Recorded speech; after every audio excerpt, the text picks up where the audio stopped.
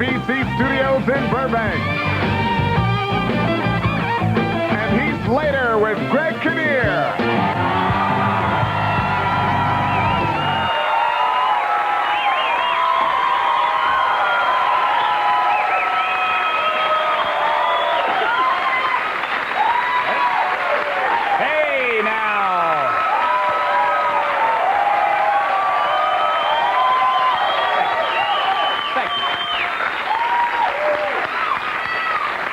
Living the good life like a cattle speculator from the 70s who followed Hillary's advice. This is Later. Welcome, everybody. I'm Greg Kinnear, and no, I was not fondled by anybody from the Arsenio Hall show. Thank you very much. What a show we have for you this evening. Oh, my gosh, can you feel the energy? We have a few media bites for you up here first, so I hope you're hungry. If you watched the show last night, you know Jimmy Johnson resigned as head coach for the Dallas Cowboys. Now, we know most sports fans look to Later for all the late-breaking sports news. Well, there's more. Jimmy's replacement was named today. It's Oklahoman Barry Switzer, as in? Switzerland, that's right. Barry had these comments on his new assignment at a press conference held earlier today. Take a look at... I enjoyed what I did. I've always been a football coach. I've been in the business for over 30 years, so this is what I always dreamed about. I never thought I would ever have the opportunity to do this, to be honest with you. I thought my time had passed, but being at the right place at the right time, we all know, is the key. That and modulating your voice at an unbearable volume for no reason. What was happening there? Was that some sort of synapse snap, or... Hey, you might have seen this. NBC Nightly News has been doing a special report on the daytime talk shows, an area that I have some familiarity in. Former Secretary of Education William Bennett had some rather harsh words for any and all daytime hosts. Take a look at this. But critics say the talk show hosts are pros who know how to look as if they care. They're sleaze artists, they're panderers, and they're doing it for money. They might argue they're doing it for some noble purpose. If they are, they're stupid as well as venal. The talk show hosts immediately responded to Mr. Bennett's remarks by saying they weren't stupid and they'd get back to him on venal. Whenever that is. He went on to say that the Ricky Lake show, he likes it because it's got spunk. That's what Mr. Bennett said. Did you hear that part, John? Okay. 12-year-old Christine Norris was heading to Mississippi with her brother and a family friend when they pulled over to a McDonald's. This took place, I guess, in Conway, Arkansas, just yesterday. While Christy went to the bathroom, her brother and friend went to Tennessee. This is true. It was 5.5 hours later before they realized they'd left Christy behind. Despite the change in plans, this North Carolina native was determined to enjoy her spring break. Dinner was on McDonald's. Entertainment, courtesy of the Conway Police. I think she enjoyed it. I gave her a ride in my police car, and she got to play with my police dog. And this is kind of fun. This is my impression of Sergeant Jeffries. Hey, Christy, would you like to play with my police dog? Thank you. Thank you very much. I worked on that all day. And finally tonight, inspirational speaker Ed Bergman has a very special message to deliver, and he does it on a regular basis, I'm sorry to say, on a public access cable show here in Los Angeles called You Are the Light. Please. What we're going to talk about on this program is the ecstasy that comes from living your truth. I am finding this happening so much in my life. The ecstasy, the absolute ecstasy, and I mean ecstasy. When I speak of ecstasy, I mean ecstasy. The ecstasy. I have a feeling Ed means ecstasy even when he doesn't say ecstasy. We'll take a quick break and be right back with Tim Daly. Don't go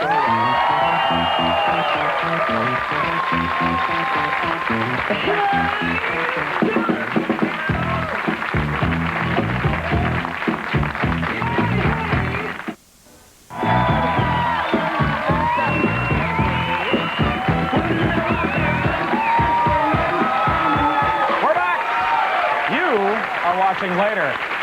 My nephew goes to Charles C. Bell Elementary School back in Asheville, North Carolina. He's in kindergarten, and I get this letter along with this little booklet that I'll show you here in a moment about 2 days ago in the mail. Dear Mr. Kinnear, during the past several months, this is from the teacher, your nephew Michael has frequently mentioned your name in show and tell time in our classroom. Thank you. The children have been very excited to see your show. This book is the result of a conversation that occurred one day when the children began to tell Michael what they thought you should do to make people laugh. So, ladies and gentlemen, this in from Charles C. Bell Elementary School. A couple of tips on how to make my show more successful, as you can see there. All right, here we go. The first one's for my nephew, so give him a big clap. You could...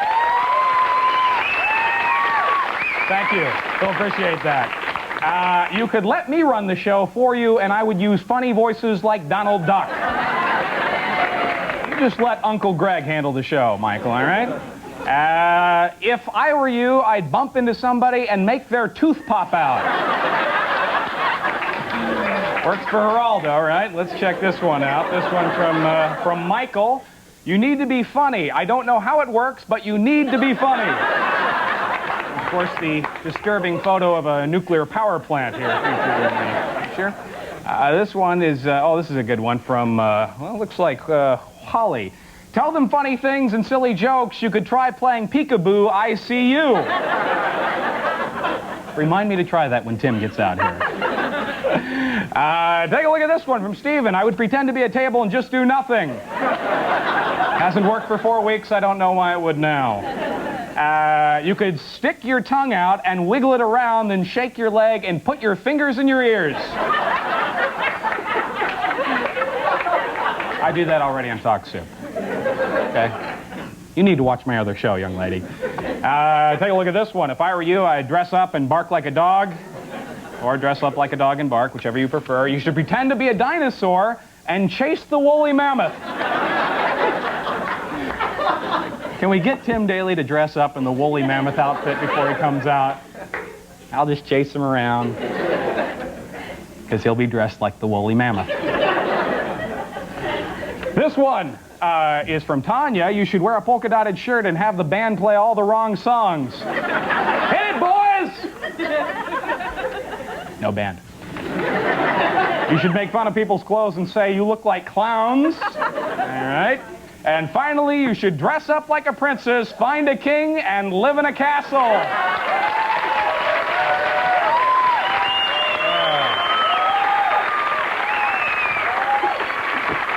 What I do on my own time is my business, all right? My guest tonight has been in countless TV movies such as Dangerous Heart, Witnessed Execution, and gave an eerie portrayal of David Koresh in The Line of Duty, Ambush in Waco. He also plays Joe Hackett on the hit series Wings, Thursday nights here on NBC. And when he gets out here, maybe I'll bump into him and make his tooth pop out. Ladies and gentlemen, Tim Daly.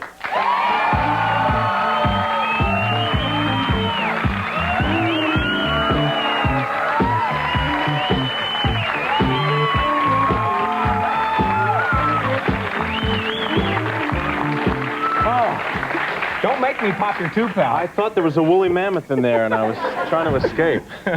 You're not wearing the outfit, darn it. I'm sorry. I'm sorry. It didn't fit. You know what? I realized that you are the first guest we've ever had on this show that's actually been arrested for murder. That's true. Yes, that is true. I had no idea this little history. I should add that I was arrested falsely for murder. Yes, we should include that, I suppose. I was, details. Yeah, they couldn't make it stick. What was the story? Where was this? Well, I was doing summer stock. I was 16, and I was driving through Providence, Rhode Island, where I now have a house. Right. Where I met my wife, and both my kids were born. Right. And they're going to love to hear this story. Yeah, they really are. I'm driving through, and I'm driving this truck that has scenery and costumes in it, and this cop is kind of pulling up, you know, next to the car, and I'm driving very slowly. Finally, he turns on the flashers and pulls me over, and I'm rummaging in the glove compartment trying to find the registration. And I turn around like this, and there's a gun pointed at my head. And he, you know, gets me out and puts me on the side of the thing and handcuffs me and says, "What's in the truck?" And I said, "You know, costumes and scenery." He's like, "Yeah, right." You know, and turns out that he was just kind of overzealous. Some other guy came up and said that, you know, apparently I fit the description of some Oh, no. murderer. Oh, no. Welcome to Rhode Island. Welcome to Rhode Island. Vacation state. Biggest little state in the union. Now, you were in a film, I should say, this is like one of my favorite films, and I guess it's kind of a classic from 1982, Diner. Yeah. Now, up to the point when you got this movie, oh, the Diner audience goes nuts. Up to the point that you got this film, you'd been doing theater for the most part. I mean, what happened on the day that they told you you finally are going to be crossing over to? Well, I mean, actually, up until the point I got the film, I had been doing like construction work. Right. I had not really worked yet in the theater in New York, and I always thought that I would be a stage actor. That was sort of my dream, and suddenly I got this movie, and you know, it was just really bizarre, and I had no idea what I was doing, and I hope it didn't show too much in the movie. Nervous when you went in and read? Oh, terrified. Yeah. And we should say the director, Barry Levinson. Barry Levinson, right. yeah. And but Barry had me back to read about 5 times, and then eventually I did a screen test, and I guess they couldn't get anyone else to do it, so they gave it to me. Yeah. After a half dozen times, Right, they get to know whether or not you can handle the part or not. Did this film almost not get released? Yeah, as a matter of fact, MGM did not want to release it. They didn't really understand it. They didn't know what to do with it. So, but luckily there was a guy in New York who was one of the publicists. What do you mean? What do you mean they didn't understand it? Well, you didn't. You know, it was like a bunch of guys sitting around in a diner being funny. What is that about? You know, they didn't quite get it. Yeah, this isn't big time movie material. Right. So some guy whose name I wish I could remember in New York, who was a publicist, showed it to some New York critics, and they flipped out about it. And they showed these reviews that they wrote to MGM, and they were like, "Oh, yeah, I guess maybe we should release it." Right. And you know, it went on to be a real success. Thank goodness. Thank goodness for me. And since then, you've been doing all sorts of stuff. In the last 5 years, you've been doing Wings, and I'll talk to you about that in a moment. But I noticed a quote last year. You said that you're developing a burgeoning career as a scumbag. Yes, that's true. Obviously referring to these, you've been a couple of movies of the week that you've fallen into, Witness the Execution and playing David Koresh. Right. You know, it's really, I get a big kick out of it because, you know, I hope to be an actor for another 40 or 50 years. And, you know, I've played a lot of kind of sappy good guys. All of a sudden I play David Koresh, and all the scripts come on. I mean, one guy is more horrendous than the next. The wife beater, the child molester, Right. the wife beater, child molester, the child beater, you know, it's like, and I'm just reeling from this. But what's kind of cool is that, I mean, my fans must be really confused about what kind of fan letters to write now. Right. Because, you know, I play Joe Hackett, who's like the nicest person in the universe, and then I play David Koresh, who's, well, some people think is not very a nice guy. And so, you know, it's wild and it's fun. Uh-huh.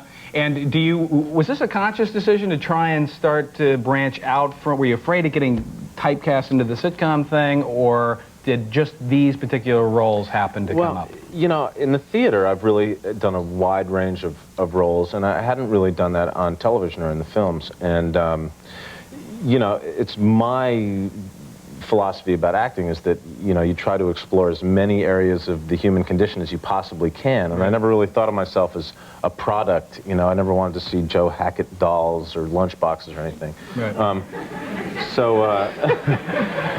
I got later dolls in development right now. Anyway, so, you know, I just see, you know, any opportunity to do something different from the last role as something that's exciting. And I know you, obviously, the theater background, do a lot of studying. I mean, how do you study or prepare to play a guy like David Koresh? Well, for someone like, I mean, I felt a particular responsibility doing that role because he was alive, at least when we started the picture, to try and, you know, capture him as well as I possibly could. So I talked to a lot of ex-Branch Davidians. I talked to, you know, I did a lot of reading, read every article I could get my hands on, and listened to tapes of his, both his music and you know, some of his sermons and stuff like that. Here's a clip right now of Ambush at Waco, the David Koresh story. Take a look at this. Wow. So, and while you were doing this, during production of this show, the compound burns to the ground. Mm-hmm. I mean, what was the atmosphere on the set? I can't even imagine the day that happened. Well, it was surreal, you know. I mean, you know, a lot of us there were playing characters who were live in the morning and dead after lunch. And, you know, just the kind of psychic sort of burden of that was very great. And, you know, it was really, really sad. It was a really sad situation all the way around. A lot of people died that didn't need to. And 11 of the Branch Davidians actually were charged with murder and all acquitted. Do you have any thoughts on that?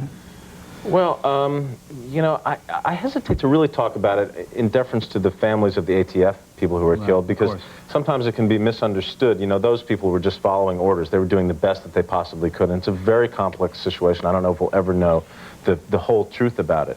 But I do think that, you know, a lot of deaths on both sides of the fence could have been avoided. Absolutely. We'll take a quick break. Be back with Tim Daly right after this.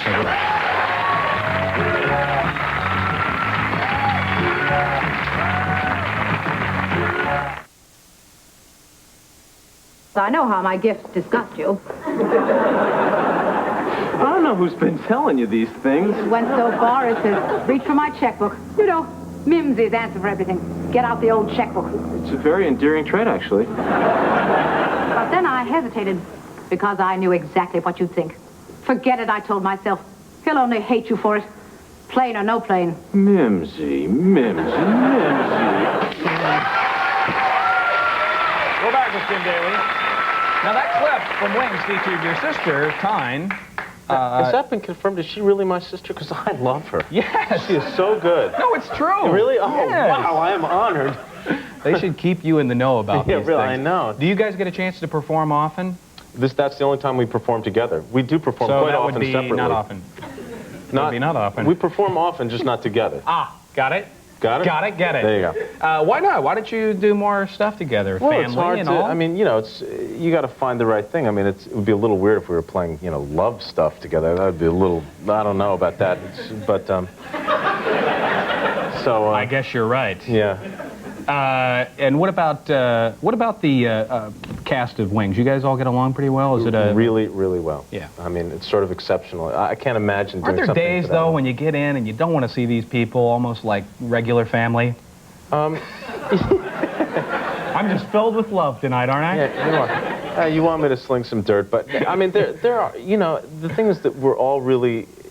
I mean, we are like family. We all sort of emit, you know, sounds and odors and stuff, and no one cares. That's what I was getting at. You know, the odors. Yeah, the odors.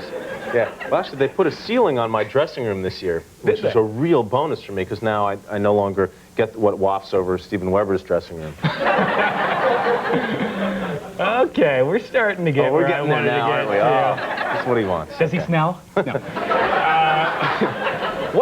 What is the downs? Are there any downsides? I mean, you've been on the show for like 5 years. This thing could go for a few more years. I mean, is there a downside to being on a sitcom, a show that's so much in the public consciousness for so long? I don't know. I mean, I think it would be kind of ungracious of me to say there was a downside. You know, it's a very easy schedule. You get paid a lot of money, and creatively, it becomes less challenging. And the challenge is to kind of keep it interesting for yourself. But I think the real burden of that is on the writers. So no, there's not a heck of a lot of downside. Do you involve yourself in that at all? What happens if you come in and you read a line and you say, "This he would never say this. This is a ridiculously unfunny line"? Well, if I said it in that way, I'd probably be killed. But Exactly. I'm very... I'm usually... I have a good method of doing that. I say things like, do you guys think this line is funny? Yeah. And then they obviously know that I think it's not, so that's kind of our code. And the show obviously takes place at an airport. Are you a pilot? Oh, yeah. No, I'm not. I leave that to trained professionals. You ever thought about it? Ever thought about getting your pilot's license? Well, I want to fly in jet planes. You know, I want to go right to the top. I don't want to fool around with these little things. I flew with the Blue Angels a couple of years ago. How was that? Well, it was unbelievable. I mean, it's not like being in a regular plane. You're sitting in the plane, and the guy pulls back on the stick, and suddenly, and you're like this. We're losing Tim. You're like this, which is not a position I'm used to flying in on commercial airlines.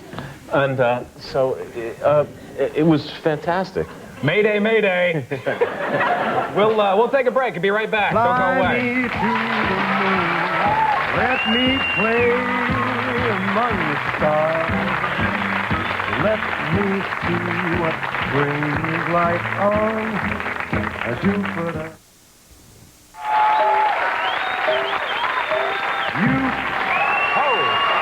We're back. With Tim Daly. Our guest tomorrow night is Ellen DeGeneres. You know Ellen? Don't know her. Oh, very, very, very, very funny actress. who's got a new show, actually, just starting out on... God bless you. I don't know what network it is. ABC, that's right. You know about the later letter? This is a letter written to you by the previous night's guest. Last night we had on Dan Cortez from MTV Sports.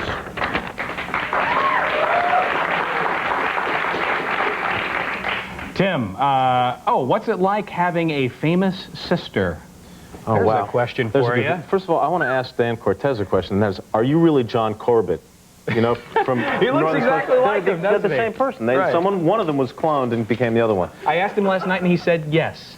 Good. Well, I'll tell you, the worst thing about having a famous sister is that, you know, sometimes when we go up for the same part, like when we were both auditioning for Gypsy, you know, and then she got the part, and I couldn't play Mama Rose. It's really upsetting. Let it out.